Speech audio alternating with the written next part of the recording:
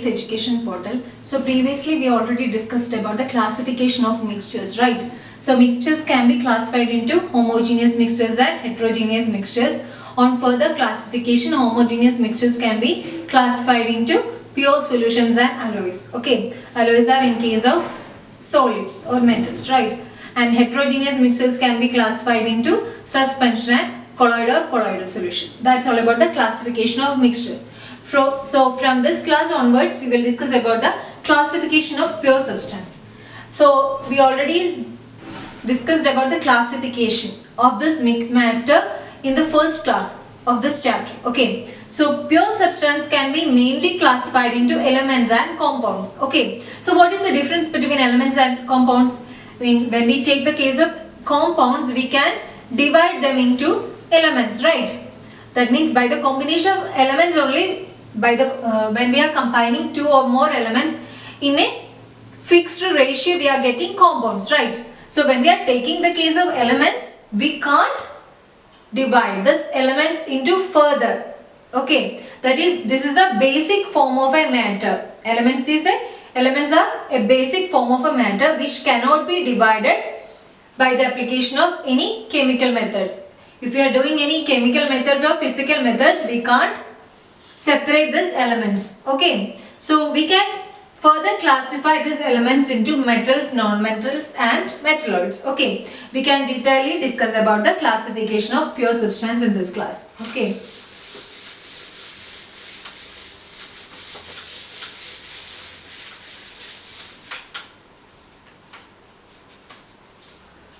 So pure substances can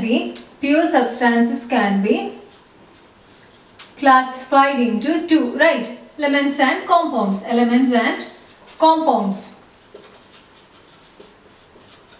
So elements are basic form of a matter. Elements are basic form of a matter, and we can't divide or separate elements by chemical methods.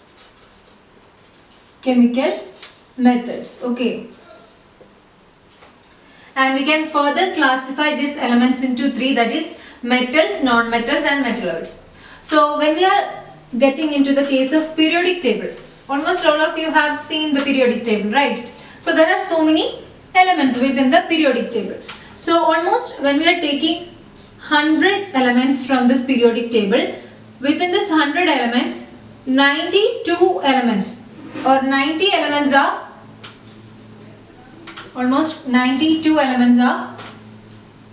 naturally occurring. Okay, and the remaining are man-made. Remaining elements are man-made. Okay, that means we are artificially creating those elements from the laboratory. Okay, so and almost 11 elements are gaseous in state. Okay, and most of the elements are in solid state. Most of the elements are actually in solid state. Only 11 elements are in gaseous state. And when we are taking, you have almost all of you have seen this blood pressure checking, or all of you have done this pressure checking, right? So in that you have seen one metal, actually that is not liquid, that is actually metal, that is mercury. Okay, so mercury and bromine are mercury is actually a solid material, a solid element, but it will occur in liquid state. These two elements, mercury and bromine, will be seen as liquid state in room temperature. In room temperature, this mercury and bromine will be occupied in which physical state? Liquid state. Okay, so similarly when we take the case of when we are taking this cesium and gallium, these are also when we increase means it will occurring liquid state at 303 Kelvin. Okay, that means when we increase a temperature, that means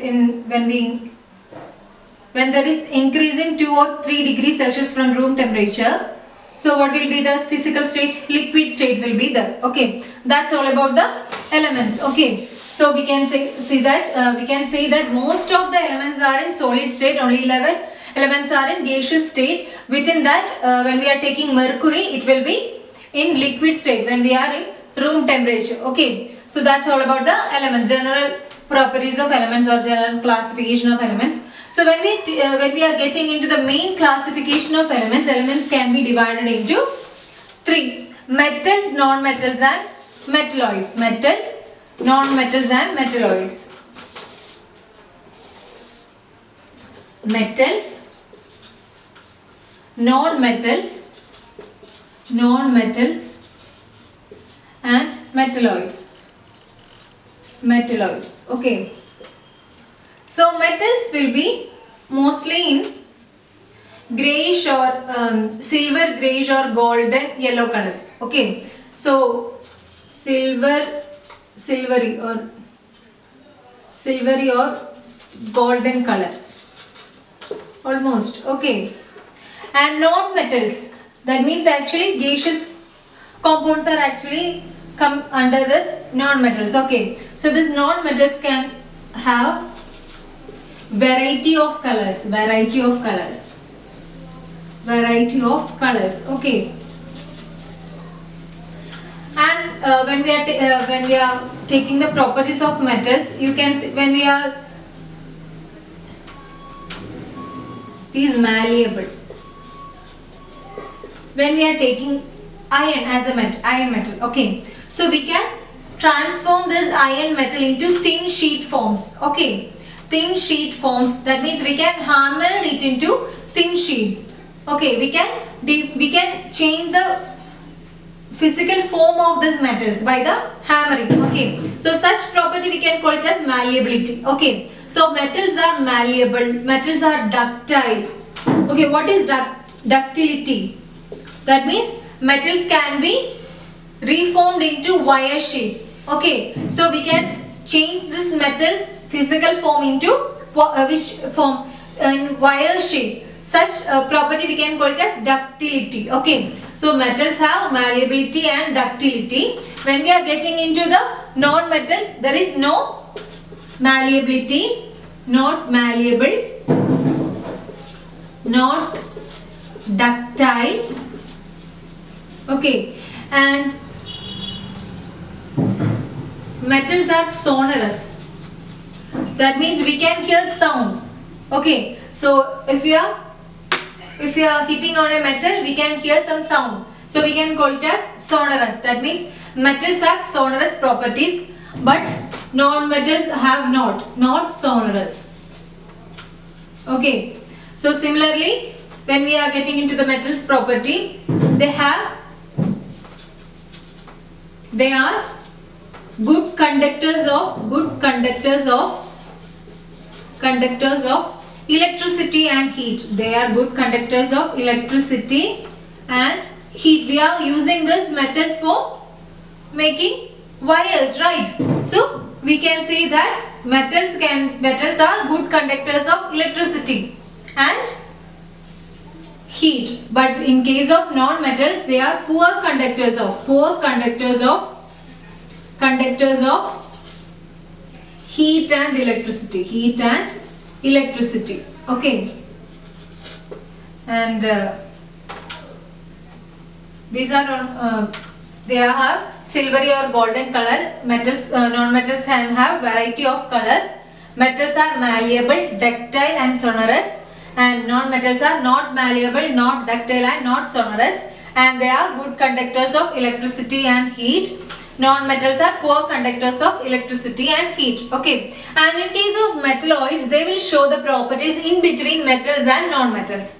What is the properties of metalloids? They will show the properties in between metals and non-metals. Okay, They will show properties in between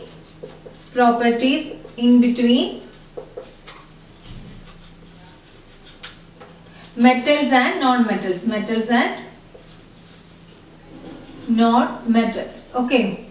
So what are the examples for these metals? Silver, sodium, potassium, iron, copper. Okay. What about this non-metals? Fluorine, chlorine, bromine. Okay, bromine. These are examples for non-metals. What about metalloids? Boron, silicon, germanium. Okay, so these are examples for metalloids. Okay, so pure substance we can mainly classify into elements and compounds. Elements can be further classified into metals, non-metals and metalloids. Metalloids will show the properties in between metals and non-metals. Actually, when we observe this periodic table, metalloids will occur in between metals and non-metals. In left side of this, if we are taking this as periodic table, in this area we can see metals. Here we can see non-metals. In between this we can see metalloids. Okay. So similarly, they will show the properties also in between metals and non-metals. Okay. So that's all about the classification of elements. And elements can't be further divided into smaller substances.